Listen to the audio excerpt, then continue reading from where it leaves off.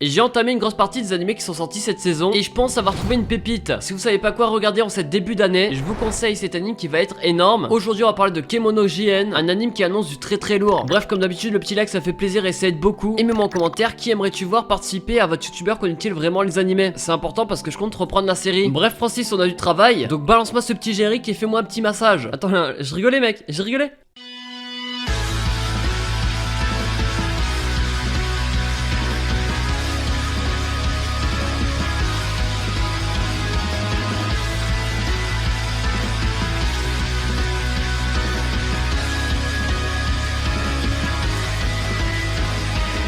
Bon, Kemono JN c'est quoi? C'est un nouveau shonen disponible sur Wakanim en train de sortir actuellement. Nous, on suit l'aventure de Kabane. Et lui en fait c'est un orphelin, mais il vivra sous le toit de quelqu'un qui l'a recueilli. Malheureusement il fera que les tâches compliquées et plutôt nulles à faire, parce que c'est un démon et la personne qui l'a recueilli, elle le déteste quoi. Il se fait même appeler le bouseux, parce qu'il est rejeté dû à sa différence. À sa différence.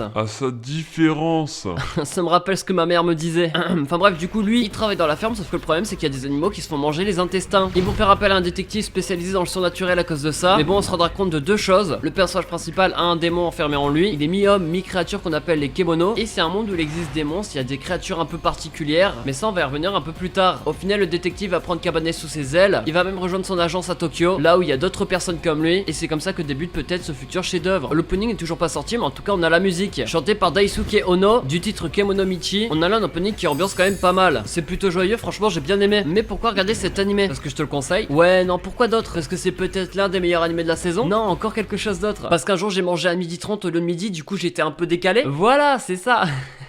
On a là un premier épisode qui moi m'a fait plaisir. Car design, animation, c'est clean, y a rien à dire dessus. Du coup on va passer directement à ce qui nous intéresse. On sait pas trop de quel genre de monde on a affaire, mais on va se rendre compte assez rapidement que c'est un monde qui ressemble fortement au nôtre. On voit même Tokyo assez moderne. Dans ce monde là il existe des Kemono. Pour expliquer un peu plus en détail ce que c'est, en gros c'est des créatures avec des capacités physiques un peu particulières. Ils sont plus forts, ils tankent plus que les humains. Enfin bref, ils sont clairement faits pour les combats. Il existe aussi des animaux particuliers, je vais les appeler les démons parce que je sais pas trop ce que c'est. Mais en tout cas c'est des monstres ultra creepy qu'on a pu voir dès l'épisode 1. Non mais regardez-moi leur tête, c'est le portrait robot de ma prof de français. Parce que oui, le personnage principal s'est battu contre ça avec le détective. Le personnage principal, à cause de son démon, il a l'air d'être cheaté de fou. Et sans son démon, on l'a vu combattre, il a l'air d'être également cheaté de fou. Mais pour empêcher son démon de pop à chaque fois, il a un collier qui lui permet que les démons soient nourris, du coup ça l'empêche de pop. Collier donné par ses parents, sauf qu'il est orphelin, du coup oui, il veut retrouver ses parents. Enfin c'est pas vraiment dit, mais je pense que oui. C'est un animé qui dès le premier épisode arrive quand même à nous toucher. Ça se passe quand même d'une personne qui se faisait harceler, qui se fait tirer dessus par le détective et laissé pour mort. Scène émotive qui veut dire beaucoup, parce que c'est là que démarre vraiment la série. Au moment où il se fait tirer dessus, c'est le bouseux qui meurt et Kabane qui se régénère pour n'en rester qu'un. Moi, non c'est pas vrai.